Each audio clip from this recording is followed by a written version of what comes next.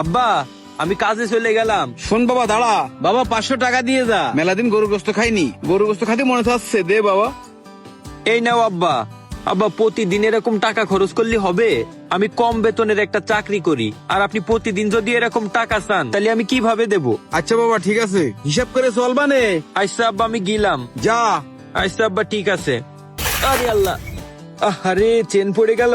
কি হয়েছে বাবা, সাইকেলের চেন পড়ে গেছে? হ্যাঁ আব্বা, সাইকেলে চেন পড়ে গেছে। কবে যে আমাদের একটু ভালো দিন আসবে আল্লাহই জানে। যা কুইটেছে। আব্বা তাহলে আমি গেলাম। সাবধানে যাইস বাবা। আচ্ছা আব্বা ঠিক আছে। যাওয়ার সময় চেনটা পরে দেরি হয়ে গেল। যাক, সারাদিন কাজ করে অবশেষে বাড়ি ফিরতে পারলাম। সারাদিন এই সাইকেল নিয়ে ডেলিভারি দিয়ে বেড়ায় শরীরটা খুব ক্লান্ত হয়ে গেছে। বাবা তুই বাড়ি ফিরেছিস? হ্যাঁ আব্বা, খুব ক্লান্ত লাগতেছে। আচ্ছা বাবা তুই বয়, তোর জন্য আমি পানি নিয়ে আসি। এই নে বাবা, তোর জন্য আমি পানি নিয়ে আইছি।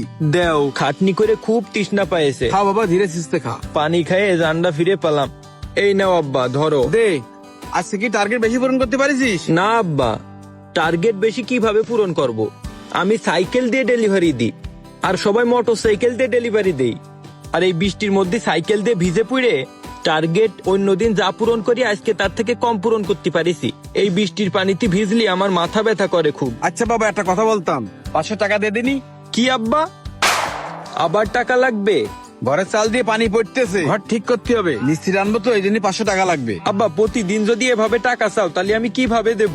আজকে এক ঝামেলা, কালকে আর এক ঝামেলা, এইভাবে তুমি আমার কাছ থেকে টাকা নিয়েই যাচ্ছ। তোর কাছে টাকা ধর আমি এমনি চাচ্ছি না, ঘরের কাজের জন্যই চাচ্ছি। আচ্ছা আব্বা এই নাও টাকা। আচ্ছা ঠিক আছে। সকাল সকাল কাজে যাই। বাবা দাঁড়া, একটু কথা আছে। কি ব্যাপার আব্বা, আবার কি কথা বলবা? বাবা আজ বাড়ি কিস্তি আসবে, 800 টাকা লাগবে, টাকা দিয়ে যা। আব্বা কিস্তি মানে? কিসের কিস্তি আব্বা? আমি সমিতিতে টাকা লোন নিলাম, ওই কিস্তির টাকা দিতে হবে, টাকা দিয়ে যা। আব্বা লোন নিছাও মানে? তুমি লোন নিছাও অথচ আমি জানি না। তুমি আমাকে কি মনে করো আব্বা?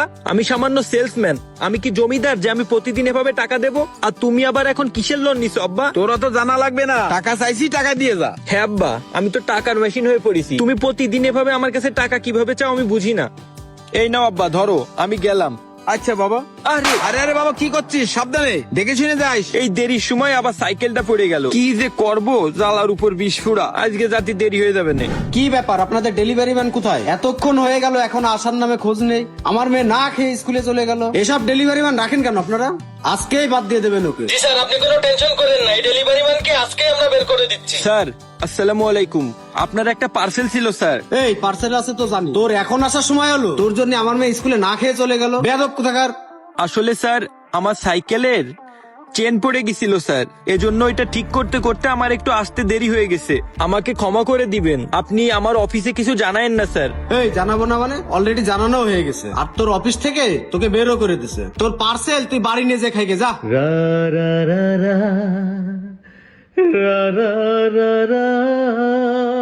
স্যার আমার কাছে বাইক নাই যে আমি আপনাকে তাড়াতাড়ি ডেলিভারি দিব।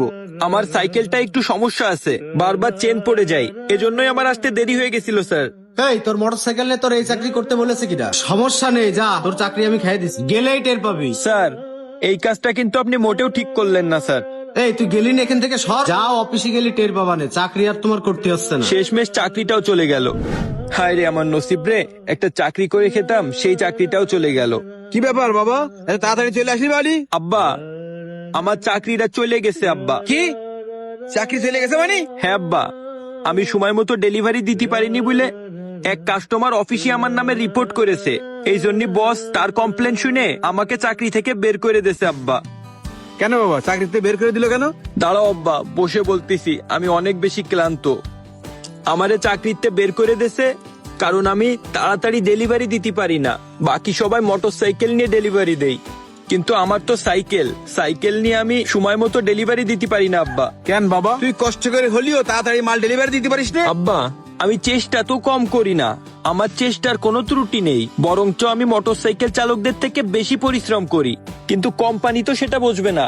আমি যদি সময় মতো মাল ডেলিভারি না দিই তারা তো আমাকে চাকরি থেকে বের করে দিবেই আব্বা। বাবা এখন তো চাকরি চলে গেছে, এখন তুই কি করবি? আব্বা তুমি চিন্তা করে না, চাকরি চলে গেছে তো কি হয়েছে, দরকার হলে আমি মাঠে জোন খাইতে আমাকে সংসার চালাবো, তাও তুমি কোনো টেনশন করে না। আচ্ছা বাবা, তাহলে আমার 1000 টাকা দে। আব্বা টাকা দেবো মানে? তুমি কি শুধু টাকা দাঁড়িয়ে চেনো আব্বা? তোমার ছেলেটার সিচুয়েশন দেখতে চাও না যে আমি কোন সিচুয়েশনে আছি? তুমি এই সময়ও টাকা চাচ্ছ? তুমি তোমার ছেলেরে চেনো না আব্বা, তুমি খালি টাকাটাই চেনো। আমি এইরকম একটা বিপদে পড়ে রয়েছি, এর মধ্যেও তুমি আমার কাছে টাকা চাচ্ছ। তুমি শুধু টাকা চাচ্ছ আব্বা, তাই না? আচ্ছা ঠিক আছে, এই নাও। তুমি 1000 টাকা চাইছো না, এখানে 1200 টাকা আছে, তুমি পুরোটাই রাখো, আমি বাড়ি থেকে চলে যাচ্ছি। এই বাবা দাঁড়া, এই দেখ। আব্বা এটি তো মনে হচ্ছে বাইকের চাবি। তুমি এই চাবি কোথায় পাইছো আব্বা? শুধু চাবি না, নতুন বাইকও কিনেছি, ওই দেখ। হ্যাঁ, নতুন বাইক? আব্বা এই বাইক তুমি কোথা থেকে পাইছো? বাবা এই নতুন বাইকটা আমি তোর জন্য কিনেছি বাবা। আব্বা তুমি এই নতুন বাইক আমার জন্য কিনিছো মানে?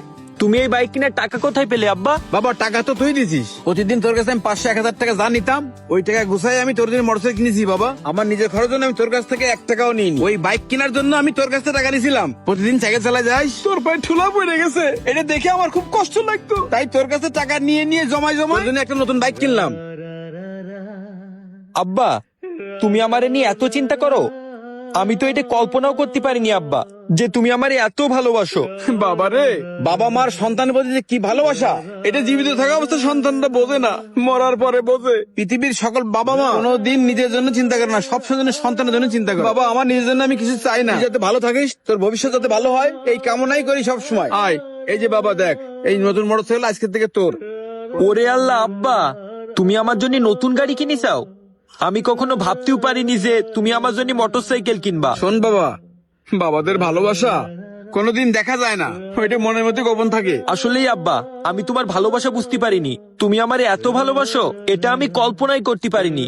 আমি তোমার সাথে বড় খারাপ ব্যবহার করে ফেলাইছি, তুমি আমারে মাফ করে দিও আব্বা। চলো আব্বা, আজকে এই নতুন গাড়িতে আমি তোমারে নিয়েই ঘুরবো। আচ্ছা বাবা তাসফিক চল। হ্যাঁ আব্বা চলো, আজকে সারা শহর ঘুরবো আমরা। হ্যাঁ বাবা চল। ওঠো আব্বা, সাবধানে ওঠো। হ্যাঁ বাবা উঠতেছি, দাঁড়া। বাবা মা সন্তানকে কি পরিমাণ ভালোবাসে এটা হয়তো তারা মুখে বলে না, কিন্তু তাদের প্রতিটা কাজেই তাদের ভালোবাসার বহিঃপ্রকাশ হয়। সন্তান হয়তো বাবা মার ভালোবাসা উপলব্ধি করতে পারে না, কিন্তু বাবা মার দোয়া সবসময় সন্তানের সাথে থাকে। আর এজন্যই সন্তানের অনেক অদেখা বিপদ বাবা মার দোয়ার কারণেই দূরে সরে যায়। তাই যাদের বাবা মা বেঁচে আছে তারা সময় থাকতে বাবা মার মূল্যায়ন করুন। আর হ্যাঁ, ভিডিওটা বাস্তবতার সাথে অনেকটাই মিল আছে, তাই ভিডিওটা বেশি বেশি শেয়ার করে আমাদের পেজটাকে ফলো করে দিন।